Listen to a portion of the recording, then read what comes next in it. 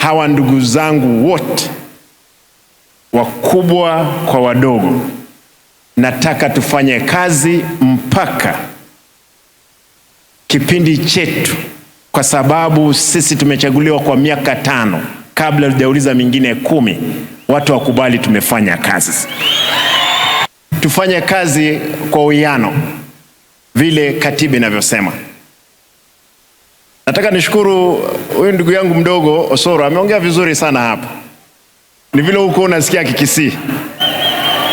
Leo umeongea mzuri.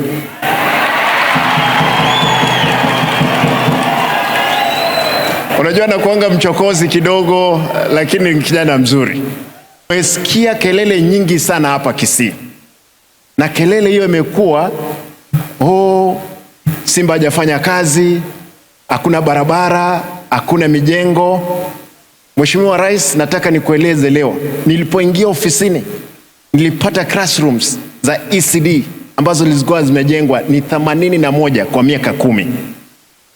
Mwaka mmoja ambao nimekaa ofisini, Mheshimiwa Rais, nimefanya madarasa 128.